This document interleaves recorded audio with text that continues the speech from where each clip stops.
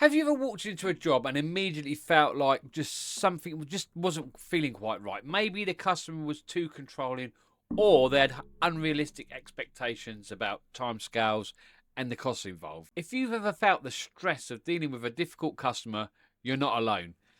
In fact, over 40% of UK tradespeople have reported that managing customer expectations is one of the most stressful parts of their job. In today's video, I'm going to be talking about how to handle those tricky situations like a professional and protecting your business, your sanity, and most important, your reputation. Now, if we've not met before, my name's Trevor and I've been running TJ Paint and Decorating since 1993.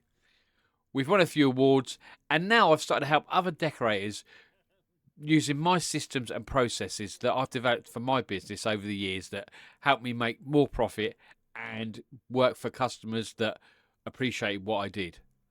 If you want to have a chat and see what I've been up to and how I can help you, I'll leave details in the description box below. Did you know that according to the Federation of Master Builders, 40% of UK tradespeople face challenges with managing customers' expectations? If you've been in this business long enough, you've probably had a customer or two who just doesn't seem to understand how things work. They might insist on unrealistic timescales or constantly ask for lower prices despite not fully understanding the value of what you offer or what you do. The problem is, these customers often end up wasting your time, causing stress, and sometimes even ruining your reputation. According to a recent survey by the National Home Improvement Council, over 30% of decorators say they lose business to customers who always go for the cheaper quote, only for that customer to then end up calling them back when the cheaper quote doesn't sort of work out right. The way around this is to learn how to spot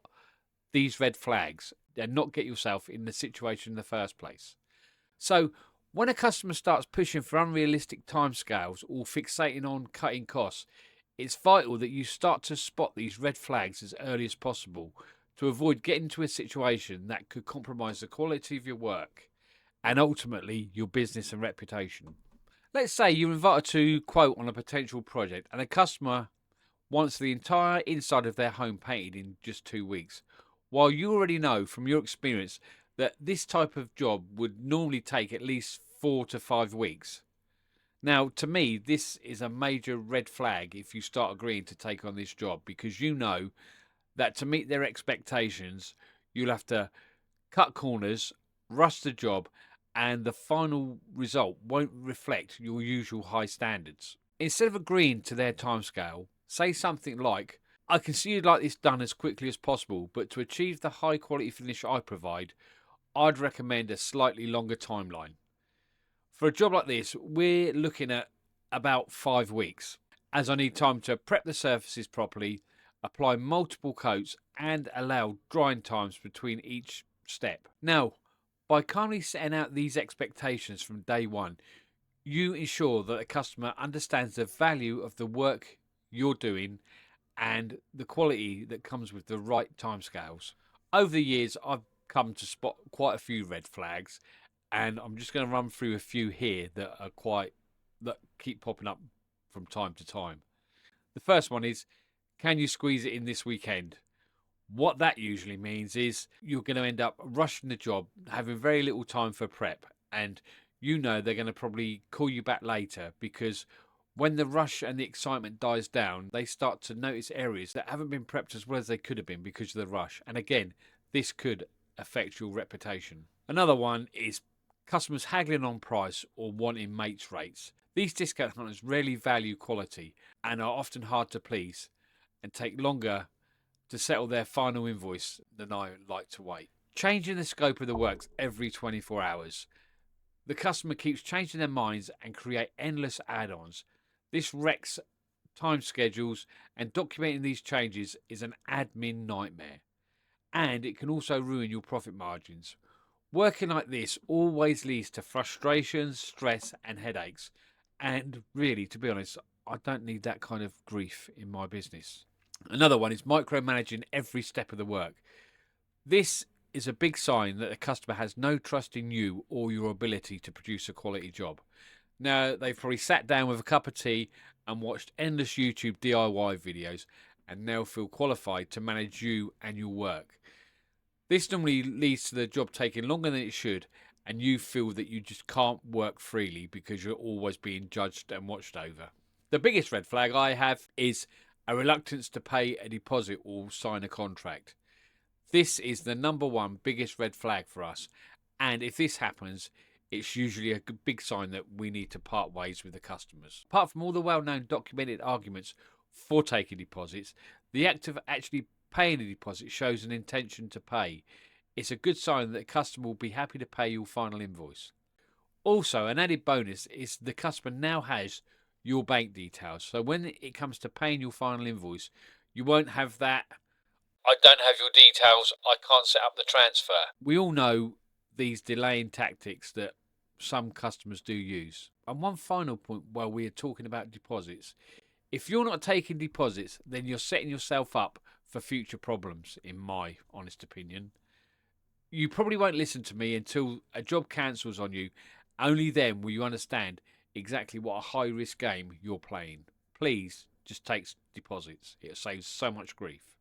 Now, if you've got your own story about dealing with difficult customers, drop them in the comments below. There is a way around all this. It's to set clear boundaries. Setting clear boundaries up front ensures that both you and your customers are on the same page, preventing misunderstandings and ensuring the project runs smoothly. If a customer is pushing for a discount or questioning your rates, don't hesitate to explain your pricing structure clearly. For example, if they're asking for a lower price because a previous decorator charged them less, or they've got a cheaper quote, you can respond with, "I understand you're looking for a deal, but the price I've quoted reflects the quality of materials, the time I've been spending on your project, and my 10 years experience doing this type of work. Now, I only use the best materials, and my time is spent ensuring everything is done to the highest possible standard. If you want a budget job, I probably wouldn't be the right fit for you." Answering this way keeps things professional while reinforcing your expertise. Setting clear boundaries around pricing, timescales, and expectations will help your customer understand that your rates are fair and they are paying for the value you provide, not just the hours you put in. If this is making you feel more confident handling tricky customers, imagine what you could achieve by having a proven business system behind you. And that's exactly what I work on with decorators in my mentoring program. My 30-minute brush up your business call is where we look at your current business setup, where you are now, and map out a plan to take you where you want to be in the next 6 months. Whether it's a client screening system, pricing system, or knowing when to say no, I'll walk you through what works in the real world and what's a waste of time. The link is below in the description. Go ahead and book your call today. Know when to walk away. Sometimes, despite all your best efforts to set boundaries and manage expectations, a customer's behaviour can make the decorating work more stressful than it's worth. This is when you need to recognise that walking away may be the best option for you and your business. Let's say you've been working with a customer who keeps changing their mind about colours, won't commit to a decision, or is overly critical of every detail. Despite your best efforts to be patient and flexible, the constant back and forth is taking a toll on your time and causing too much stress. I think it's fair that you can politely walk away by saying, "I understand you're looking for something specific, but I feel that we may not be the best fit for your project. I want you to be completely happy with the outcome, and I believe it might be better to find a decorator who can better meet your vision. I'll happily recommend a few professionals who might be a better match." Walking away from this situation not only saves you from unnecessary stress, but also frees you up to work with customers who appreciate your expertise and professionalism. Don't be afraid to say no when a job no longer feels aligned with the values or your business model. If you're finding this advice helpful, please make sure you hit that subscribe button. It really helps the channel grow and reach other viewers just like you. Here are a few ways to deal with those red flag customers. The first thing you should be doing is just breathe and listen. First of all, take one deep breath, literally in through your nose and out through your mouth. Then let them talk. No interruptions, no huffing and puffing.